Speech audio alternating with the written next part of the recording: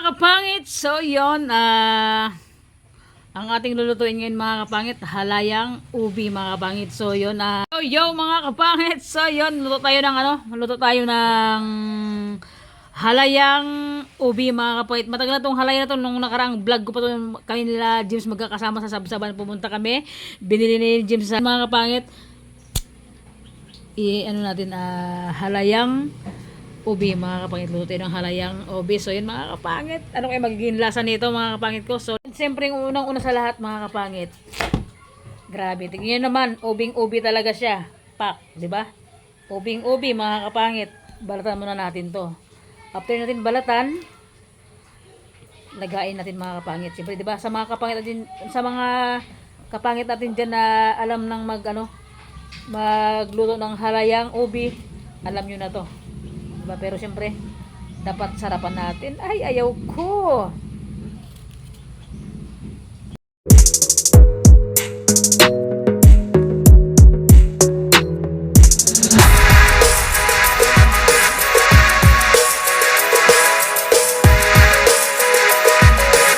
Yan mga kapait, nakabalta tayo ng isa. Grabe, violet na violet talaga siya, oh. So yan mga pangit, patapos na kami magbalat ng ubi. Ito yung mga nabalatan namin. Si Uncle Joe nagbabalat. Si kapangit, mga kapangit, nagbabalat pa ako. Pero last na naman to. And nagbabidyo kayo kay Steven kasi yung parte yan, tapos yung nabada pakita mo boy, balat niya. Yan, ito sa akin. And mga kapangit, abangan nyo kung paano tayo magluto ng halayang ubi. Nakakatakam. Hugasan natin mga kapangit ang ating ubi. Grabe grabe magmancha pala tong ubi na to. Natanggal ko na iba, oh. Ganito pala siya magmancha. Lagain natin.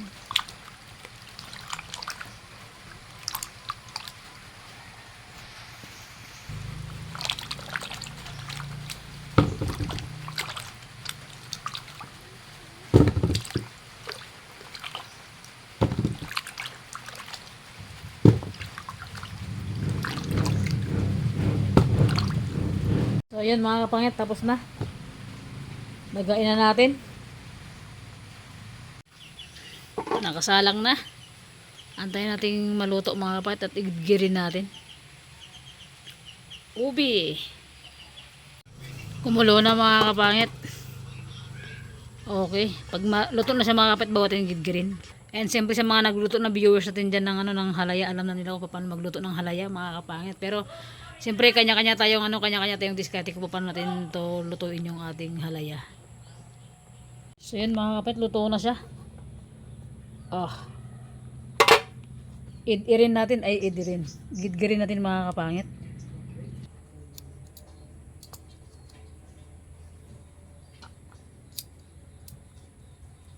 Ay grabe, sobrang lambot na, hindi na yata kailangan ng gidgid to, bayo-bayo na lang yata to.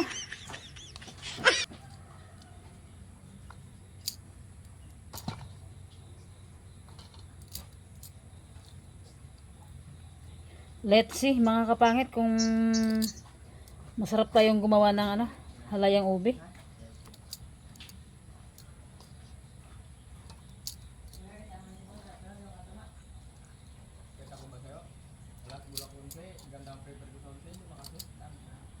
So yun mga kapangit, gidgirin natin. Parang hindi na yata kailangan ng gidgid to mga kapangit kasi nga grabe, sobrang lambot niya na, oh. Yan mga kapangit. Durog-durogin na lang natin. Hindi na kayang gidgirin, no?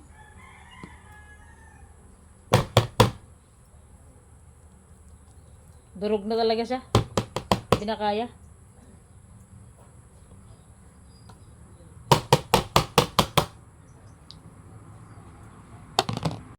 Sandok na lang yung pandurog natin mga kapay kasi sobrang lambot niya na. Oh. Yun yung mga kapangit. Pakita ko sa inyo. Hindi na kailangan gidgirin. Durog na kaagad, oh. Nasobra ng laga.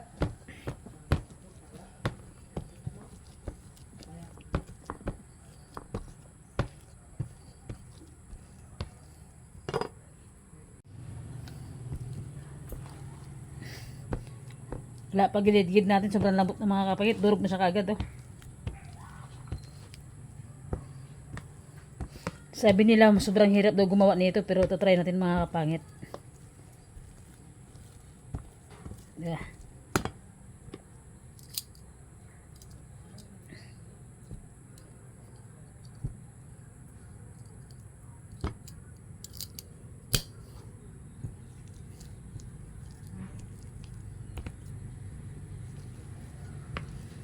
Napakabilis lang. Oh. Sobrang lambot na kasi na overcook namin.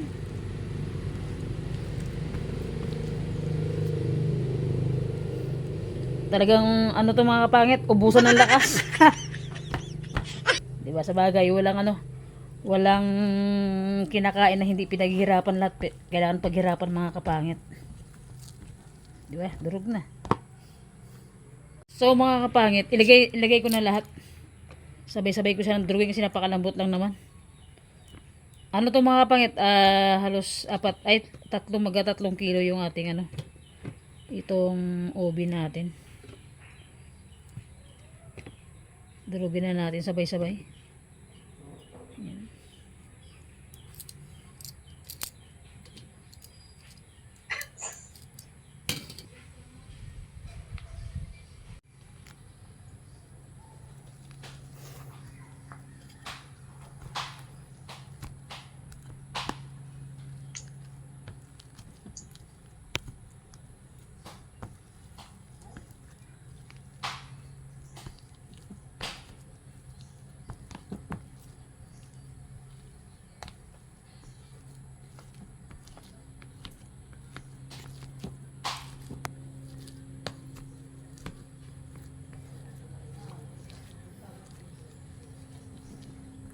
Ubusan na ng lakas dito mga kapangit.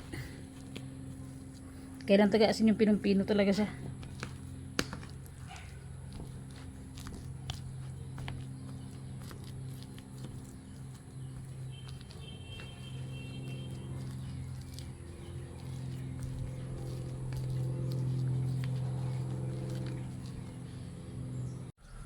So yun mga kapangit, tapos na. Na mikos-mekos na natin. As in pino na siya. Para tayo nagmasa dito ng buhangin sa simento.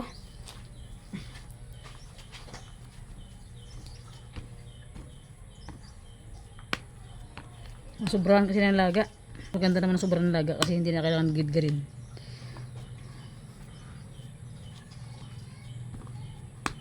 Oh, di ba? Let's see. Sige na, lutuin na natin.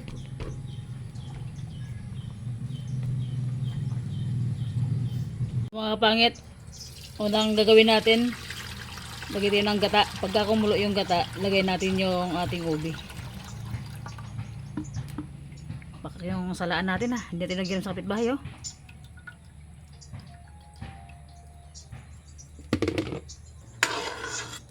Yung pinaglagyan natin mga kapit, dito na rin ako naglaga. Ay dito na rin ako naglagay ng gata. Para minsanan lang. Pakluin na natin, tapos lagay natin yung ubi. Lagyan natin mga kapangit. Ay grabe katigas.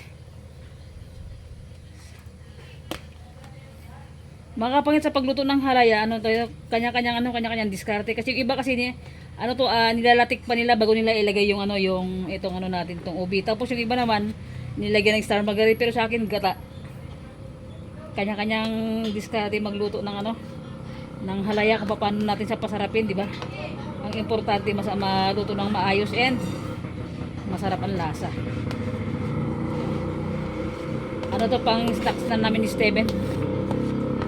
Mag-alauna na ng hapon. Diba? And imikos-mikos natin.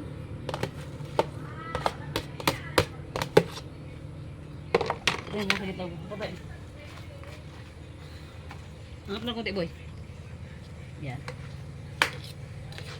Tapos kailangan natin imikos-mikos ng asin, mikos-mikos talaga. Diba? Para maglapot siya mga kapangit bago natin lagyan ng gatas.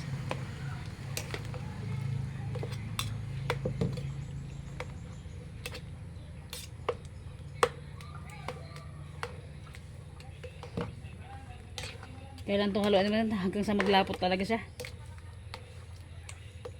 Hindi pwedeng iwanan kasi masusunog siya kapag ganyan natin halo-halo ng magandang halo talaga.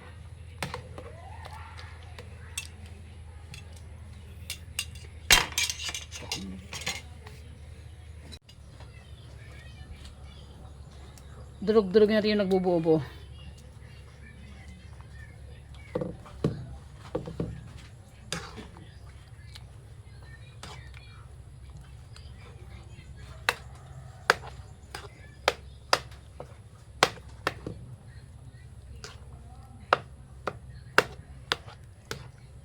Halayang ubi.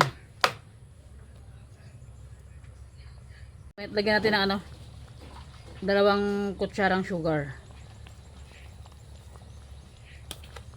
Pang-alalay lang itong mga kapangit para kumapit lang talaga siya.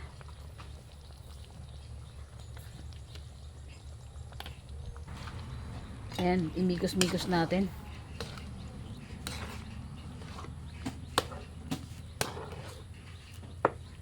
Gawin na natin ng bilo-bilo. Lagyan ng saging, lagyan, di ba? Bilo-bilo ang labas, lagyan ng ano tayo po, yung bilog-bilog na nilag-alaga. So, tapos lagyan ng malagkit. Pakak na makak, pero talagang gintry ko magluto ng halaya kung kaya kong i-perfect yung pagluto ng halaya mga kapangit. Hindi pang bubuo siya.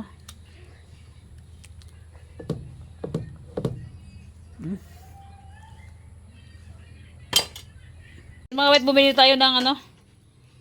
Bumili tayo ng ibap saka ng Alaska. Halo natin sa ating ano, sa ating ay nako. Tikiminiloja ba? Na ano, tikiminiloja na halayang ubi. Yun mga kapangit, ano na siya? Tuyo na siya. So yan. Binaba natin sa ano sa apoy kasi nga yung gatas, ilalagay pa lang natin at baka masunog ba. 'Di ba? Tingnan kung masarap yung ating halayang ubi mga kapangit.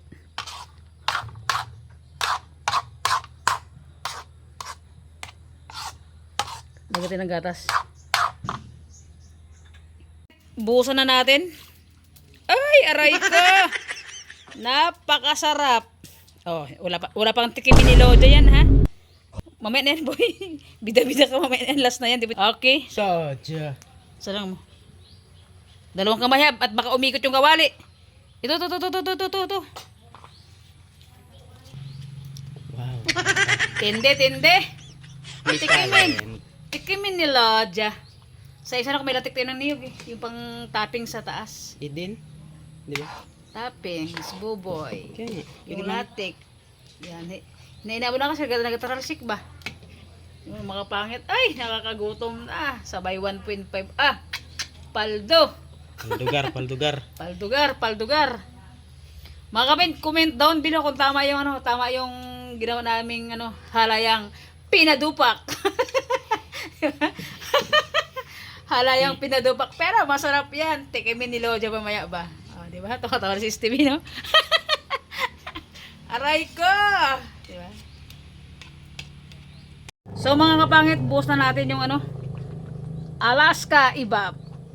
Ay, ayaw ko. Dukutin mo po siya luboy. Kasi sandok. Hindi kasi. Kutsara kasi. Halaloy mo boy.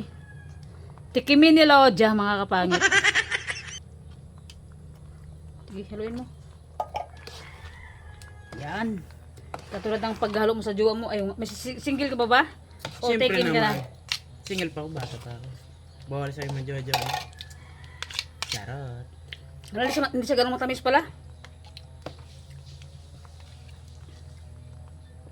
Ay, gaga dapat pala yung isa yung kinuha ko. Ubil? Pwede mo yung bilihan. Okay, tikimin ni Loja.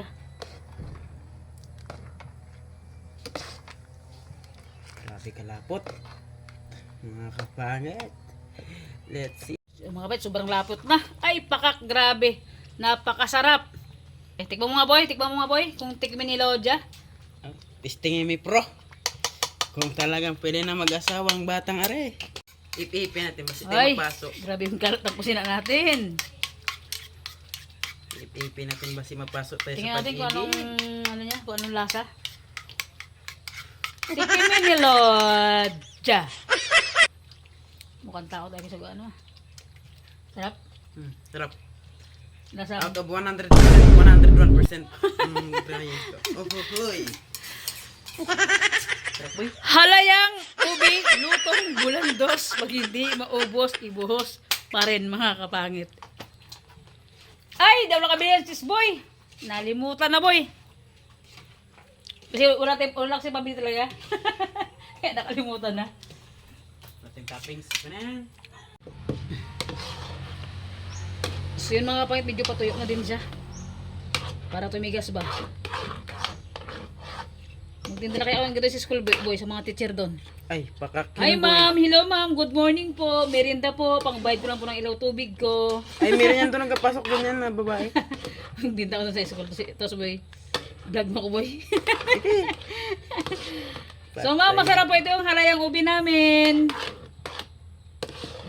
Anong halo? Puro asukal. Aray ko!